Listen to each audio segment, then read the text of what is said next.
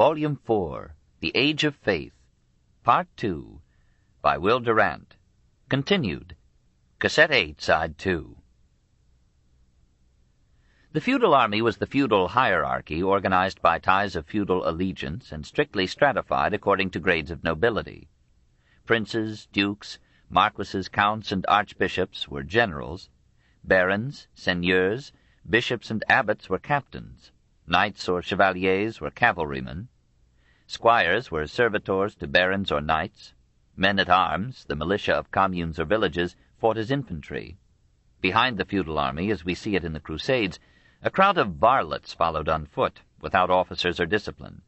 They helped to despoil the conquered and eased the suffering of fallen and wounded enemies by dispatching them with battle-axes or clubs. But essentially the feudal army was the man on horseback multiplied.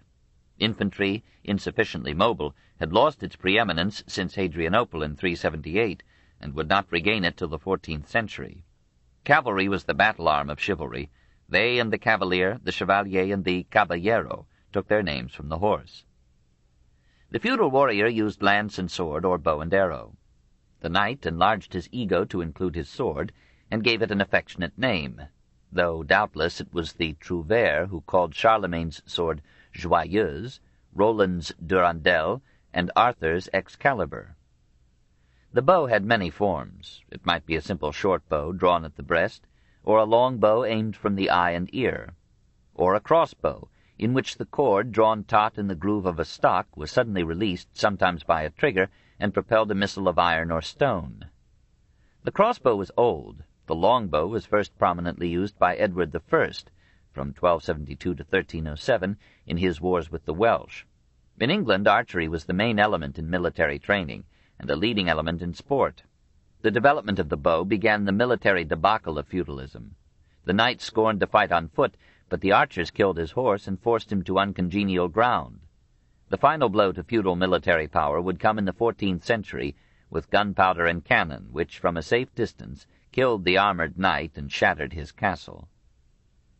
Having a horse to carry him, the feudal warrior could afford to burden himself with armor. In the 12th century, the fully accoutred knight covered his body from neck to knees with a hauberk, a coat of chain-mail with sleeves for the arms, and an iron hood that covered all the head except eyes, nose, and mouth. His legs and feet were housed in greaves of mail.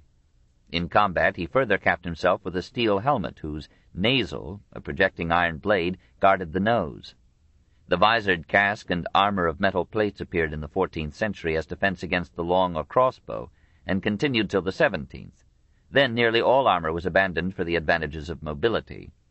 As a shield, the knight suspended from his neck and grasped by inner straps with his left hand a buckler made of wood, leather, and iron bands, and adorned at the center with a buckle of gilded iron. The medieval knight was a mobile fort. Fortification was the chief and usually adequate defense in feudal war. An army defeated in the field might find refuge within manor walls, and a last stand could be made in the donjon tower. The science of siege declined in the Middle Ages. The complex organization and equipment for battering down enemy walls proved too costly or laborious for dignified knights. But the art of the sapper or military miner held its own. Navies, too, were reduced in a world whose will to war outran its means. War galleys remained like those of the ancients, armed with battle towers on the decks and propelled by freemen or galley slaves. What was lacking in power was made up in ornament, on the ship as on the man. Over a coat of pitch that preserved the wood of the vessel from water and air, medieval shipwrights and artists painted brilliant colors mixed with wax: white, vermilion, ultramarine blue. They gilded the prow and rails and sculpted figures of men, beasts, and gods on prow and stern. Sails were gaily tinted, some in purple, some in gold, and a seigneur's ship was emblazoned with his coat of arms. Feudal war differed from both ancient and modern war in greater frequency and less mortality and cost. Every baron claimed the right of private war against any man not bound to him by feudal ties, and every king was free to embark at any time upon honorable robbery of another ruler's lands. When king or baron went to war, all his vassals and relatives to the 7th degree were pledged to follow and fight for him for 40 days. There was scarce a day in the 12th century when some part of what is now France was not at war. To be a good warrior was the crown of a knight's development, He was expected to give or take hard blows with relish or fortitude. His last ambition was a warrior's death on the field of honor, not a cow's death in bed. Berthold of Ratisbon complained that so few great lords reach their right age or die a right death, but Berthold was a monk. The game was not too dangerous. Ordericus Vitalis, describing the Battle of Bremeul in 1119, reports that of the 900 knights who fought, only 3 were killed. At the Battle of Tinchebray in 1106, where Henry I of England won all Normandy, 400 knights were captured, but not one of Henry's knights was slain. At Bouvines in 1214, one of the most bloody and decisive battles of the Middle Ages, 170 of 1,500 knights engaged lost their lives. Armor and fortress gave advantage to the defense. A fully armored man could hardly be killed except by cutting his throat as he lay on the ground. And this was discountenanced by chivalry. Moreover, it was wiser to capture a knight and accept ransom for him than to slay him and invite feud revenge. Froissart mourned the slaughter at one battle of as many good prisoners as would well have brought 400,000 francs. Knightly rules and reciprocal prudence counseled courtesy to prisoners and moderation in ransoms asked. Usually a prisoner was released on his word of honor to return with his ransom by a given date, and rare was the knight who broke such a pledge. It was the peasantry that suffered most from feudal wars. In France, Germany, and Italy, each army raided the lands and pillaged the houses of the vassals and serfs of the enemy, and captured or killed all cattle not gathered within defensive walls. After such a war, many peasants drew their own plows, and many starved to death for lack of grain. Kings and princes strove to maintain some interludes of internal peace. The Norman dukes succeeded in Normandy, England, and Sicily. The Count of Flanders in his realm, the Count of Barcelona in Catalonia, Henry III for a generation in Germany. For the rest, it was the Church that led in limiting war. From 989 to 1050, various church councils in France decreed a Pax Dei, or peace of God, and promised excommunication to all who should use violence upon non-combatants in war. The French Church organized a peace movement in various centers and persuaded many nobles not only to forego private war, but to join in outlawing it. Bishop Fulbert of Chartres, from possibly 960 to 1228, in a famous hymn, gave thanks to God for the unaccustomed peace. The movement was enthusiastically acclaimed by the common people, and good souls prophesied that within 5 years the peace program would be accepted by all Christendom. French church councils from 1027 on proclaimed the Truga Dei, or Truce of God, perhaps recalling the Moslem prohibition of war in time of pilgrimage. All were to abstain from violence during Lent, in season of harvest or vintage, from August 15th to November 11th, on specified holy days, and for a part of each week, usually from Wednesday evening to Monday morning. In its final form, the truce allowed 80 days in the year for private or feudal war. These appeals and fulminations helped. Private war was gradually ended by the cooperation of the Church, the growing strength of the monarchies, the rise of the towns and bourgeoisie, and the absorption of martial energies in the Crusades. In the 12th century, the Truce of God became part of civil as well as of canon law in Western Europe. The Second Lateran Council of 1139 forbade the use of military engines against men. In 1190, Gero of Reichersberg proposed that the Pope should forbid all wars among Christians, and that all disputes among Christian rulers should be submitted to papal arbitration. The kings thought this a bit too advanced. They waged international wars more abundantly as private wars decreased, and in the 13th century the popes themselves, playing the royal game of power with human pawns, used war as an instrument of policy. 5. Chivalry. Out of old Germanic customs of military initiation, crossed with Saracen influences from Persia, Syria, and Spain, and Christian ideas of devotion and sacrament, flowered the imperfect but generous reality of chivalry. A knight was a person of aristocratic birth, that is, of titled and landowning family, who had been formally received into the order of knighthood. Not all gentle men, that is, men distinguished by their gens or ancestry, were eligible to knighthood or title. Younger sons, except of royal blood, were normally confined to modest properties that precluded the expensive appurtenances of chivalry. Such men remained squires unless they carved out new lands and titles of their own. The youth who aimed at knighthood submitted to long and arduous discipline. At 7 or 8 he entered as a page, at 12 or 14 as a squire into the service of a lord, waited upon him at table, in the bedchamber, on the manor, in joust or battle, fortified his own flesh and spirit with dangerous exercises and sports, learned by imitation and trial to handle the weapons of feudal war. When his apprenticeship was finished, he was received into the knightly order by a ritual of sacramental awe.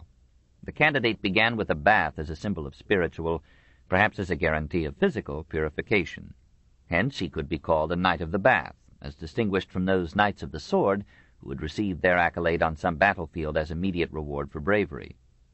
He was clothed in white tunic, red robe, and black coat, representing respectively the hoped-for purity of his morals, the blood he might shed for honor or God, and the death he must be prepared to meet unflinchingly.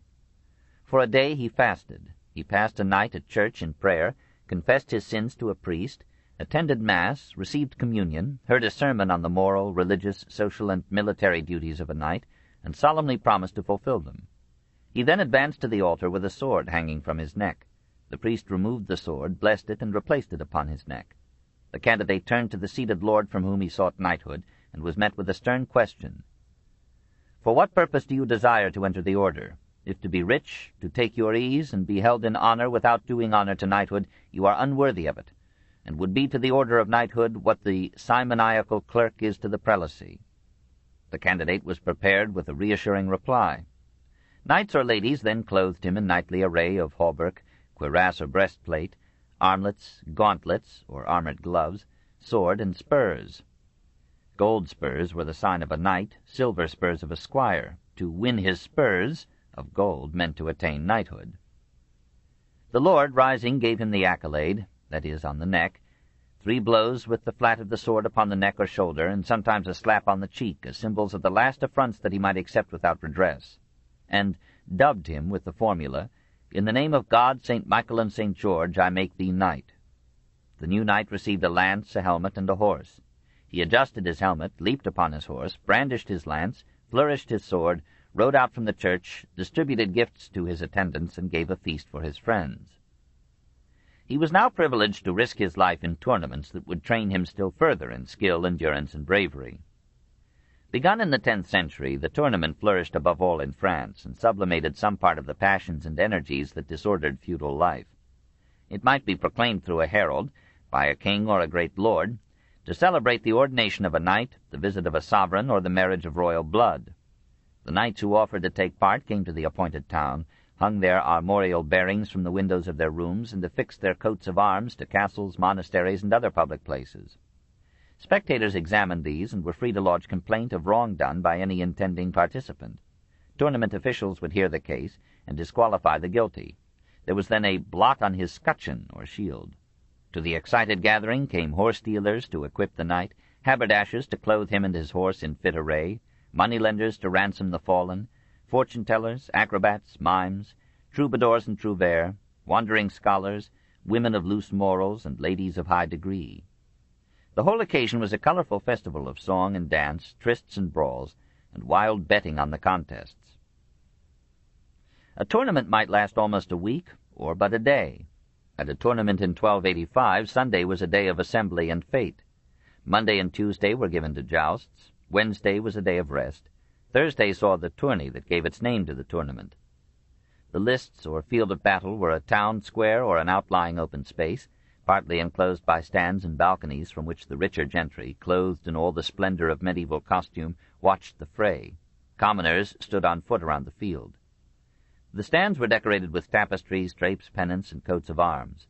Musicians prefaced the engagement with music and celebrated with flourishes the most brilliant strokes of the game. Between contests, the noble lords and ladies scattered coins among the pedestrian crowd, eyes of largesse and Noël. Before the first contest, the knights entered the lists by marching onto the field in brilliant equipage and stately steps, followed by their mounted squires, and sometimes led in gold or silver chains by the ladies for whose glory they were to fight. Usually each knight carried on his shield, helmet, or lance a scarf, veil, mantle, bracelet, or ribbon that his chosen lady had taken from her dress. The joust or tilt was a single combat of rival knights. They rode against each other at full tilt, and launched their lances of steel. If either contestant was unhorsed, the rules required the other to dismount, and the fight was continued on foot till one or the other cried quits, or was hors de combat, through fatigue or wounds or death, or until judges or king called a halt. The victor then appeared before the judges and solemnly received a prize from them or from some fair lady. Several such tilts might fill a day. The climax of the festival came with the tourney. The enlisted knights ranged themselves in opposed groups and fought an actual battle, though usually with blunted arms. In the tourney at Neuss in 1240, some 60 knights were killed. In such tourneys prisoners were taken and ransom exacted as in war. The horses and armor of the captives belonged to the victors. The knights loved money even more than war. The fabliaux tell of a knight who protested the Church's condemnation of tournaments on the ground that, if effective, it would end his only means of livelihood. When all the contests were over, the survivors and the noble spectators joined in an evening of feasting, song, and dance. The winning knights enjoyed the privilege of kissing the loveliest women, and heard poems and songs composed in commemoration of their victories. Theoretically, the knight was required to be a hero, a gentleman, and a saint. The Church, anxious to tame the savage breast, surrounded the institution of knighthood with religious forms and vows. The knight pledged himself always to speak the truth, defend the Church, protect the poor, make peace in his province, and pursue the infidels. To his liege lord he owed a loyalty more binding than filial love. To all women he was to be a guardian, saving their chastity. To all knights he was to be a brother in mutual courtesy and aid. In war he might fight other knights, but if he took any of them prisoner he must treat them as his guests. So the French knights captured at Crécy and Poitiers lived, till ransomed, in freedom and comfort on the estates of their English captors, sharing in feasts and sports with their hosts. Above the conscience of the commons, feudalism exalted the aristocratic honor and noblesse oblige of the knight, a pledge of martial valor and feudal fidelity, of unstinting service to all knights, all women, all weak or poor. So virtus, manliness, was restored to its Roman masculine sense after 1,000 years of Christian emphasis on feminine virtues. Chivalry, despite its religious aura, represented a victory of Germanic, pagan, and Arab conceptions over Christianity. A Europe attacked on every side needed the martial virtues again. All this, however, was chivalric theory. A few knights lived up to it, as a few Christians rose to the arduous heights of Christian selflessness. But human nature, born of jungle and beast, sullied the one ideal like the other. The same hero who one day fought bravely in tournament or battle might on another be a faithless murderer. He might carry his honor as proudly as his plume, and, like Lancelot, Tristram, and realer knights, break up fine families with adultery. He might prate of protecting the weak and strike unarmed peasants down with a sword. He treated with scorn the manual worker on whose labor rested his citadel of gallantry, and with frequent coarseness and occasional brutality the wife whom he had sworn to cherish and protect. He could hear Mass in the morning, rob a church in the afternoon, and drink himself into obscenity at night. So Gildas, who lived among them, described the British knights of that 6th century in which some poets placed Arthur and the Great Order of the Table Round. He talked of loyalty and justice and filled the pages of Froissart with treachery and violence. While German poets sang of chivalry, German knights engaged in fisticuffs, incendiarism, and the highway robbery of innocent travelers. The Saracens were astonished by the crudeness and cruelty of the Crusaders. Even the great Bohemond, to show his contempt of the Greek emperor, sent him a cargo of sliced-off noses and thumbs. Such men were exceptional, but they were plentiful. It would, of course, be absurd to expect soldiers to be saints. Good killing requires its own unique virtues. These rough knights drove the Moors into Granada, the Slavs from the Oder, the Magyars from Italy and Germany. They tamed the Norse into Normans, and brought French civilization into England on the points of their swords. They were what they had to be. Two influences moderated the barbarism of chivalry: women and Christianity. The Church partly succeeded in diverting feudal pugnacity into the Crusades. Perhaps she was helped by the rising adoration of Mary the Virgin Mother. Once more the feminine virtues were exalted to check the bloody ardor of vigorous men. But it may be that living women, appealing to sense as well as soul, had even more influence in transforming the warrior into a gentleman. The Church repeatedly forbade tournaments, and was gaily ignored by the knights.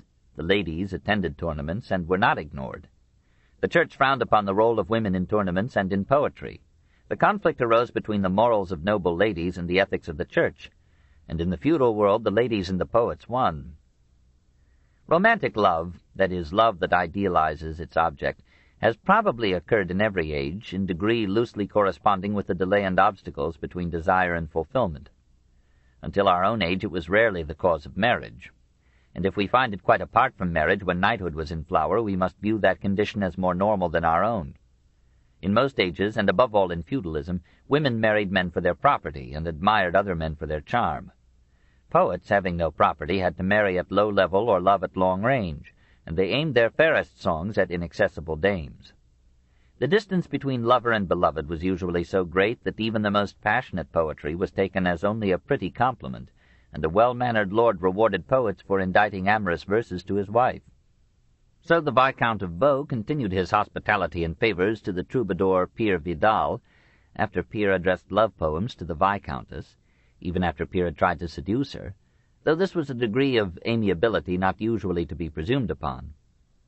The troubadour argued that marriage, combining a maximum of opportunity with a minimum of temptation, could hardly engender or sustain romantic love.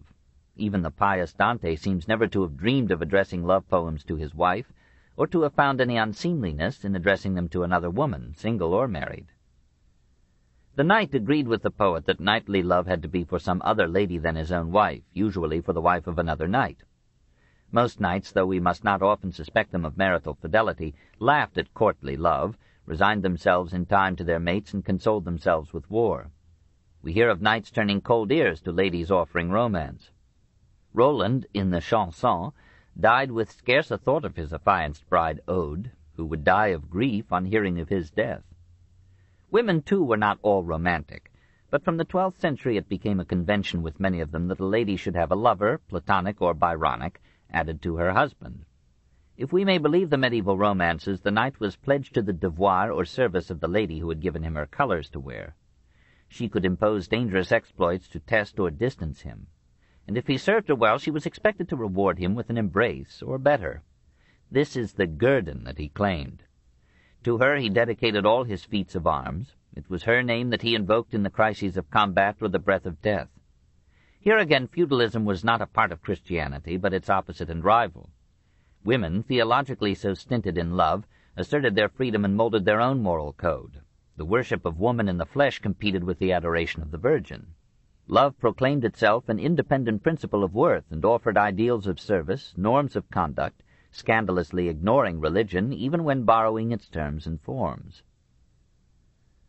So complicated a severance of love and marriage raised many problems of morals and etiquette, and as in Ovid's days, authors dealt with these questions with all the nicety of casuists.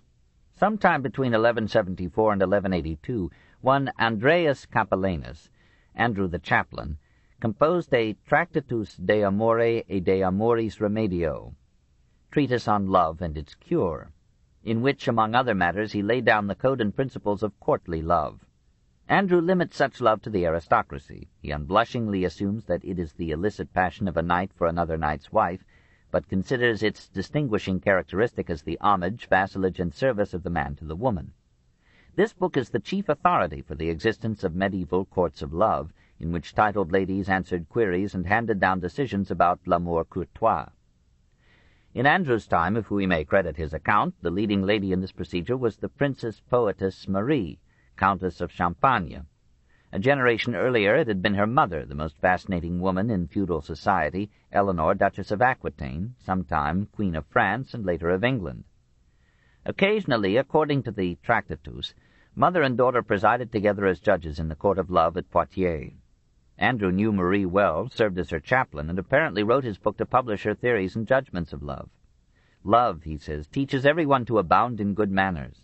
Under Marie's tutelage, we are assured, the rough aristocracy of Poitiers became a society of generous women and gallant men. The poems of the troubadours contain several references to such courts of love, maintained by high ladies, the Viscountess of Narbonne, the Countess of Flanders, and others, at Pierrefeu, Avignon, and elsewhere in France. 10, 14, 60 women, we are told, sat in judgment on cases submitted to them mostly by women, sometimes by men. Disputes were settled, lovers' quarrels healed, penalties laid upon violators of the code. So, according to Andrew, Marie of Champagne, on April 27, 1174, issued a responsum to the inquiry, "Can real love exist between married people?" She replied in the negative, on the ground that lovers grant everything gratuitously, without being constrained by any motive of necessity. Married people are compelled as a duty to submit to one another's wishes. All the courts, says our Merry Andrew, agreed on 31 laws of love. 1. Marriage cannot be pleaded as an excuse for refusing to love. 3. No one can really love two people at the same time. 4. Love never stands still. It always increases or diminishes. 5. Favors unwillingly yielded are tasteless. 11. It is not becoming to love those ladies who only love with a view to marriage. 14. Too easy possession renders love contemptible. Possession that is attended with difficulties makes love of great price. 19. If love once begins to diminish, it quickly fades away and rarely recovers. 21. Love invariably increases under the influence of jealousy. 23. A person who is the prey of love eats little and sleeps little. 26. Love can deny nothing to love. These courts of love, if they ever existed, were parts of a kind of parlor game played by the ladies of the aristocracy. Busy barons took no known notice of them, and amorous knights made their own rules. But there can be no doubt that increasing wealth and idleness generated a romance and etiquette of love that filled the poetry of the troubadours and the early Renaissance. In June 1283, writes the Florentine historian Villani, possibly from 1280 to 1348, at the festival of St. John, when the city of Florence was happy, quiet, and at peace, a social union was formed, composed of 1,000 people who, all clad in white, called themselves the Servants of Love. They arranged a succession of sports, merrymakings, and dances with ladies. Nobles and bourgeois marched to the sound of trumpets and music, and held festival banquets at midday and at night. This court of love lasted nearly 2 months, and it was the finest and most famous that had ever been in Tuscany. Chivalry, beginning in the 10th century, reached its height in the 13th, suffered from the brutality of the 100 Years' War, shriveled in the merciless hate that divided the English aristocracy in the Wars of the Roses, and died in the theological fury of the religious wars of the 16th century. But it left its decisive mark upon the society, education, manners, literature, art, and vocabulary of medieval and modern Europe.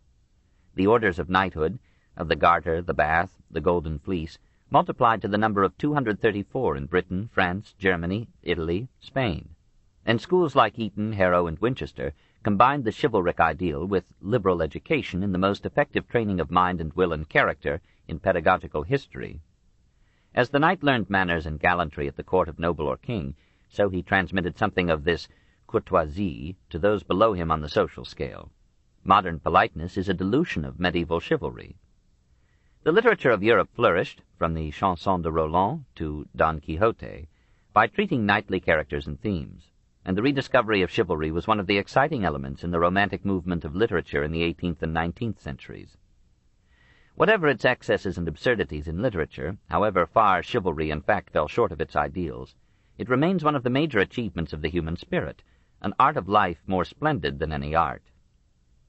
In this perspective, the feudal picture is not merely one of serfdom, illiteracy, exploitation, and violence, but as truly a scene of lusty peasants clearing the wilderness, of men colorful and vigorous in language, love, and war, of knights pledged to honor and service, seeking adventure and fame rather than comfort and security, and scorning danger, death, and hell, of women patiently toiling and breeding in peasant cottages, and titled ladies mingling the tenderest prayers to the Virgin with the bold freedom of a sensuous poetry and courtly love.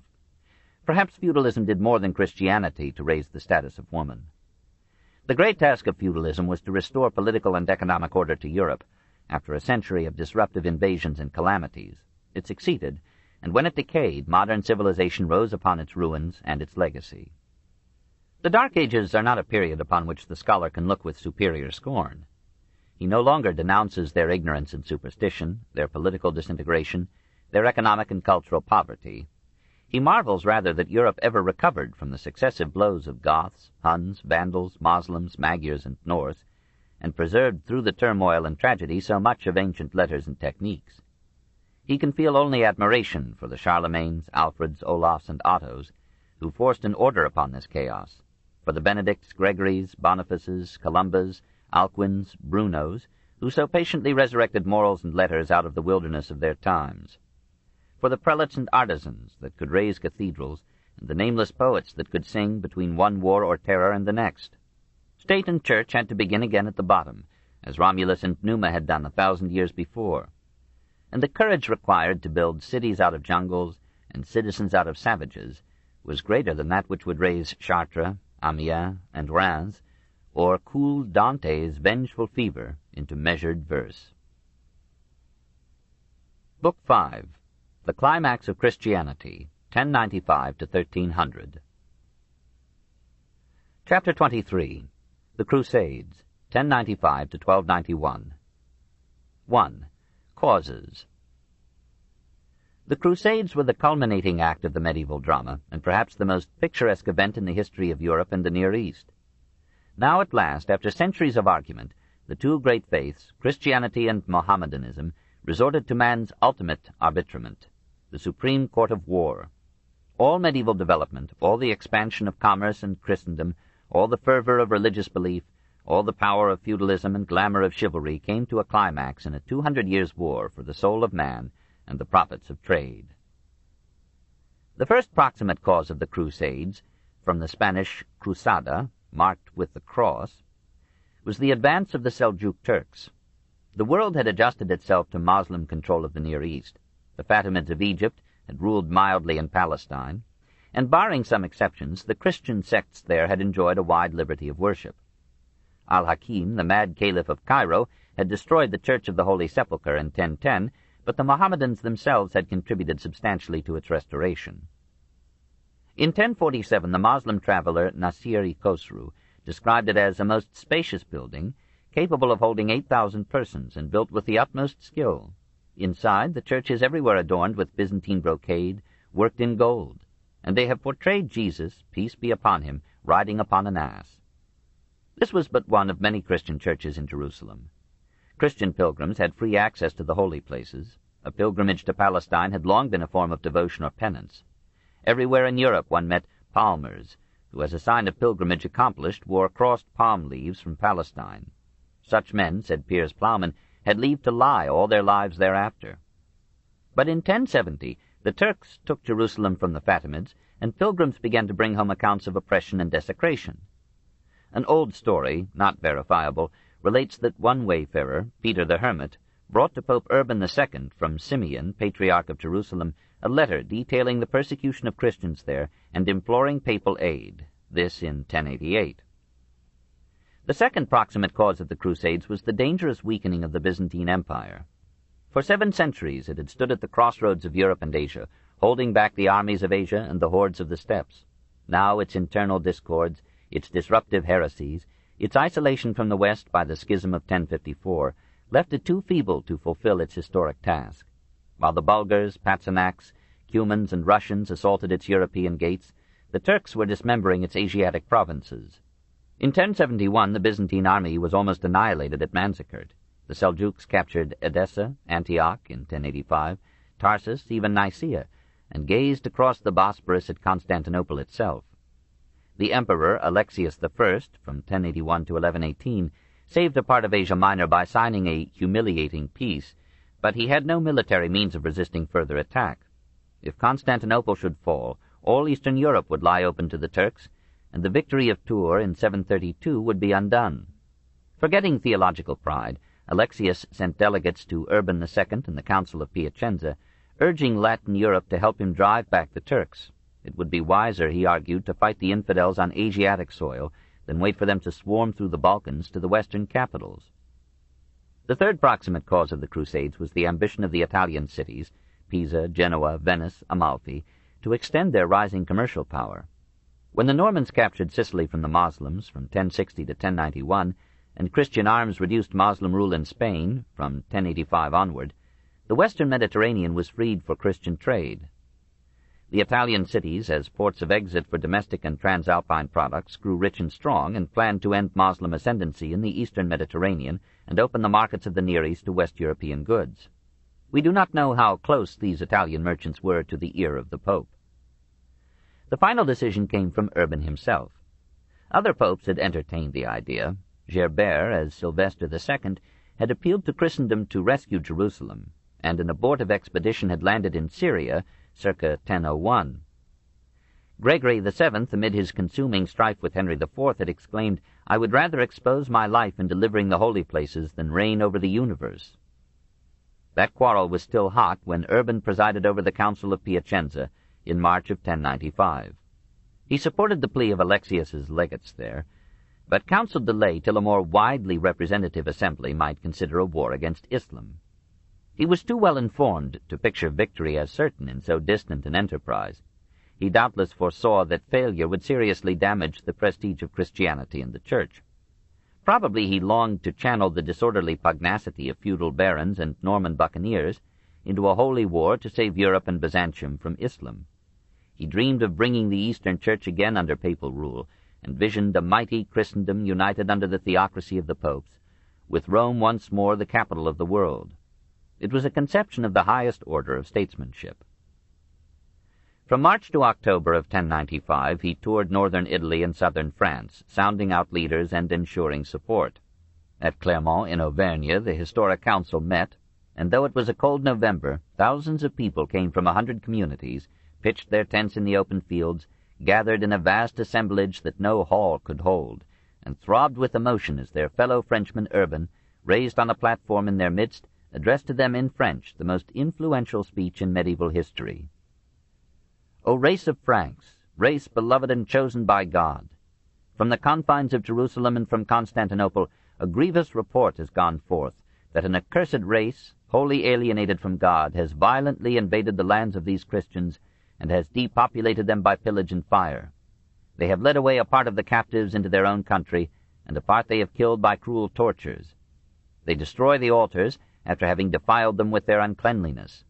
The kingdom of the Greeks is now dismembered by them, and has been deprived of territory so vast in extent that it could not be traversed in 2 months' time. On whom then rests the labor of avenging these wrongs, and of recovering this territory, if not upon you? You upon whom, above all others, God has conferred remarkable glory in arms, great bravery and strength to humble the heads of those who resist you. Let deeds of your ancestors encourage you, the glory and grandeur of Charlemagne and your other monarchs. Let the holy sepulchre of our Lord and Savior, now held by unclean nations, arouse you, and the holy places that are now stained with pollution. Let none of your possessions keep you back, nor anxiety for your family affairs. For this land which you now inhabit, shut in on all sides by the sea and the mountain peaks, is too narrow for your large population. It scarcely furnishes food enough for its cultivators. Hence it is that you murder and devour one another, that you wage wars, and that many among you perish in civil strife. Let hatred, therefore, depart from among you. Let your quarrels end. Enter upon the road to the holy sepulchre. Wrest that land from a wicked race, and subject it to yourselves. Jerusalem is a land fruitful above all others, a paradise of delights. That royal city, situated at the center of the earth, implores you to come to her aid. Undertake this journey eagerly for the remission of your sins, and be assured of the reward of imperishable glory in the kingdom of heaven. Through the crowd an excited exclamation rose. Dieu le veut, God wills it. Urban took it up and called upon them to make it their battle cry. He bade those who undertook the crusade to wear a cross upon brow or breast. At once, says William of Malmesbury, some of the nobility, falling down at the knees of the Pope, consecrated themselves and their property to the service of God. Thousands of the commonalty pledged themselves likewise. Monks and hermits left their retreats to become, in no metaphysical sense, soldiers of Christ. The energetic Pope passed to other cities, Tours, Bordeaux, Toulouse, Montpellier, Nîmes, and for 9 months preached the crusade. When he reached Rome after 2 years' absence, he was enthusiastically acclaimed by the least pious city in Christendom. He assumed, with no serious opposition, the authority to release crusaders from commitments hindering the crusade. He freed the serf and the vassal, for the duration of the war, from fealty to their lord. He conferred upon all crusaders the privilege of being tried by the ecclesiastical instead of manorial courts, and guaranteed them during their absence the episcopal protection of their property.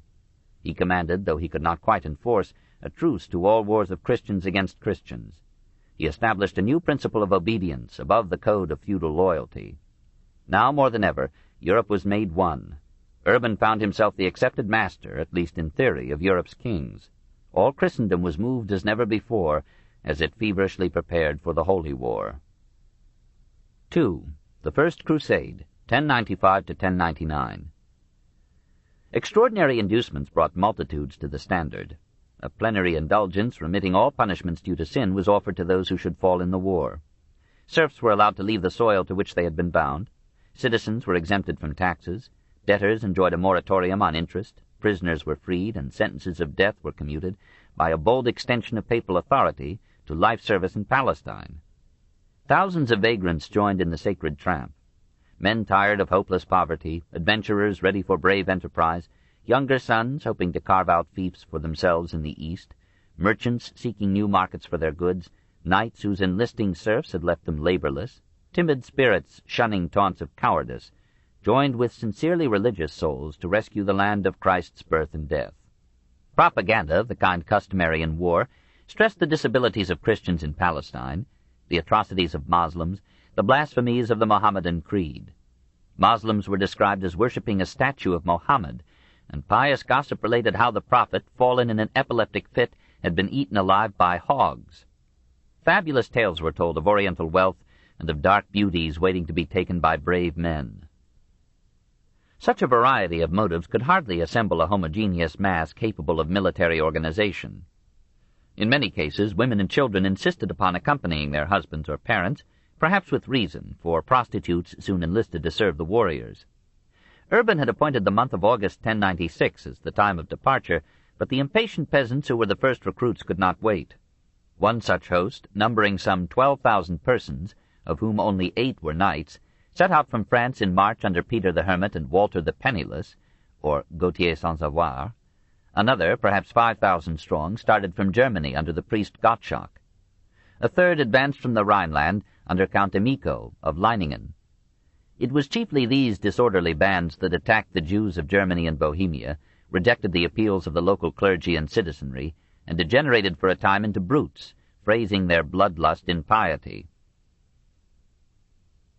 This book is continued on Cassette 9, Side 1.